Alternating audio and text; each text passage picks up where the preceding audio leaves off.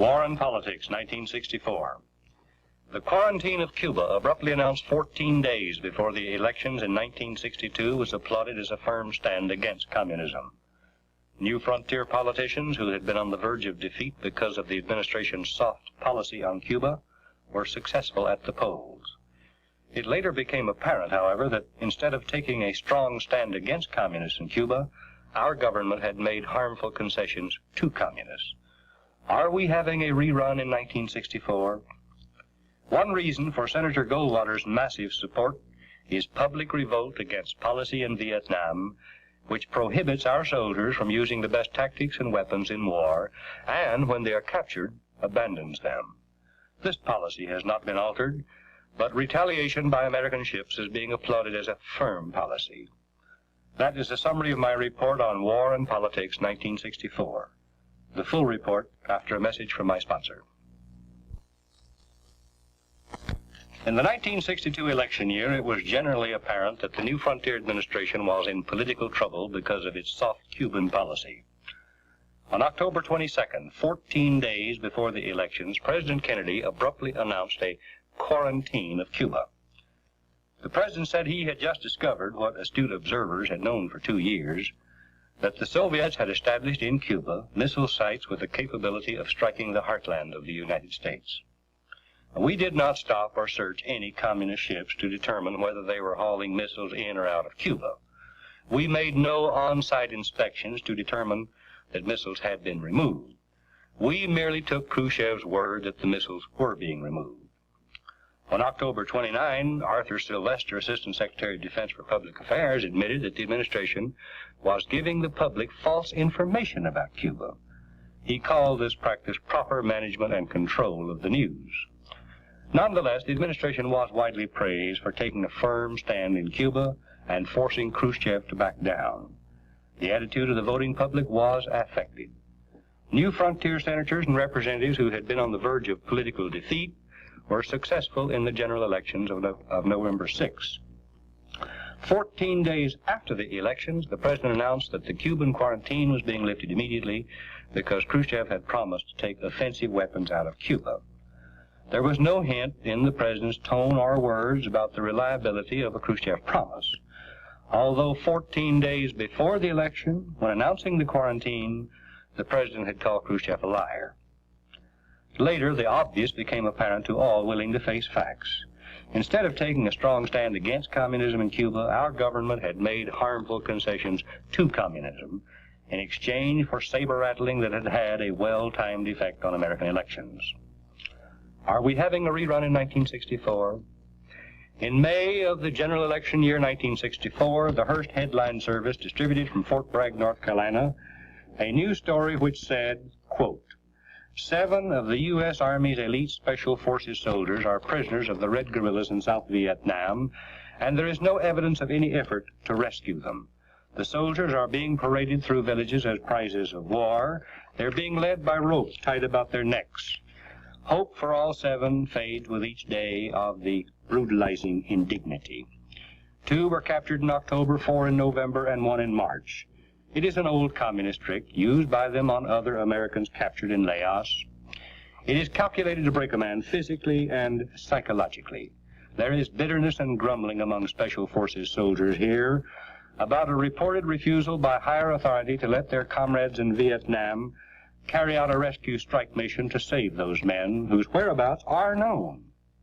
One young Special Forces veteran who spent 6 combat-filled months in Vietnam put it this way: if we don't go grab those guys out of the bag, they're going to die, and their death will be on the hands of all Americans. I'd gladly fly back out there right now to help get them.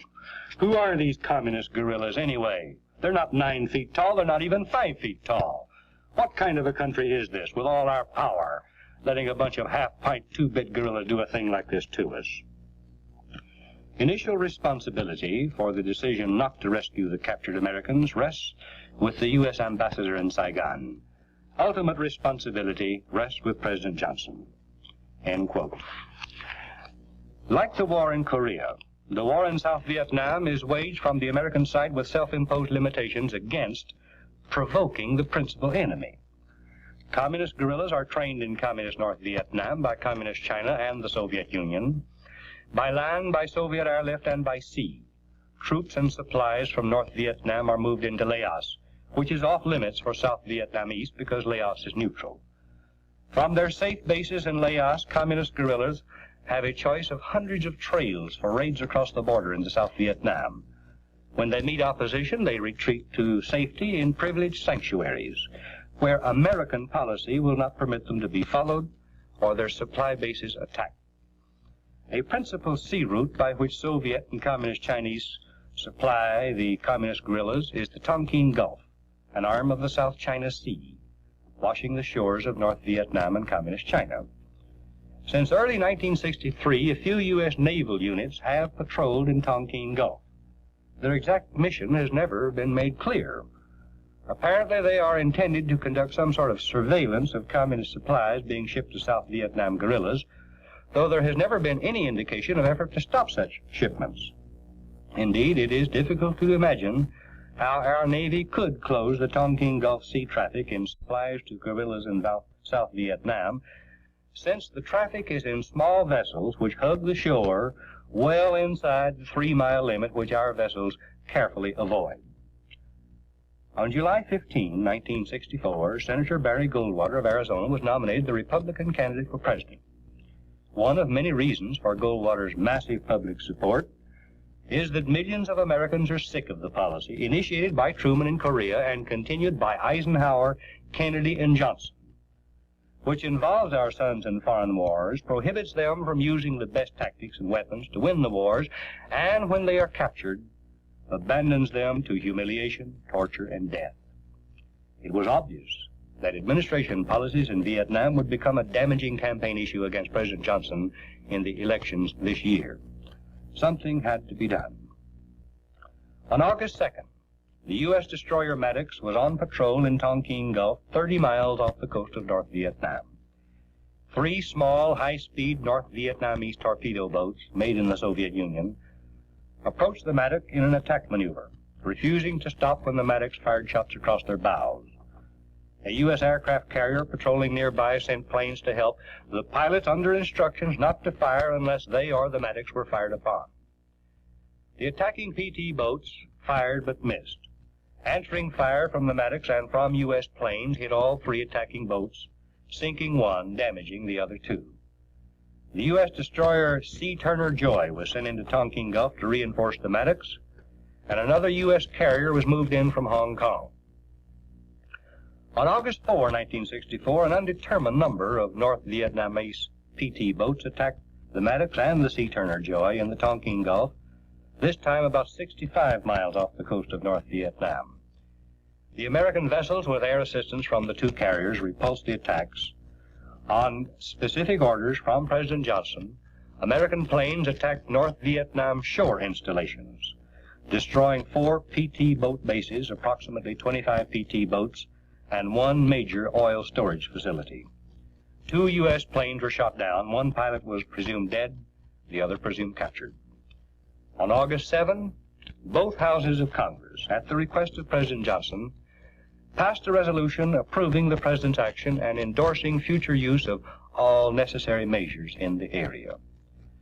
Political observers concluded that the Tonkin Gulf affair had dampened the major Republican issue in the forthcoming presidential election.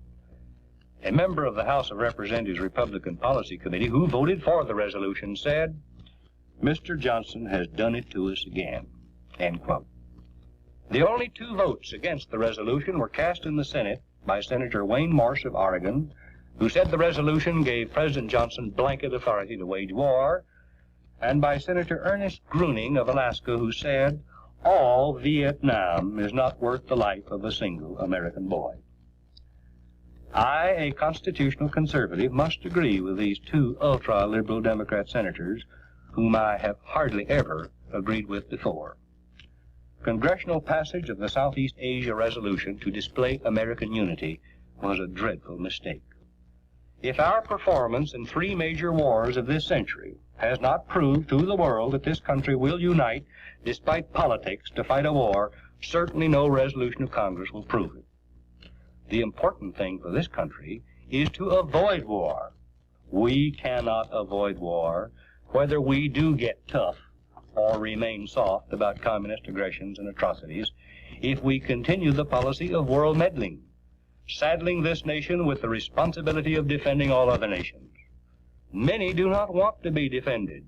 They accept our defense merely because their ruling cliques are growing rich on our money, or using it to keep themselves in power, or because military assistance to some compels others to arm themselves with American equipment.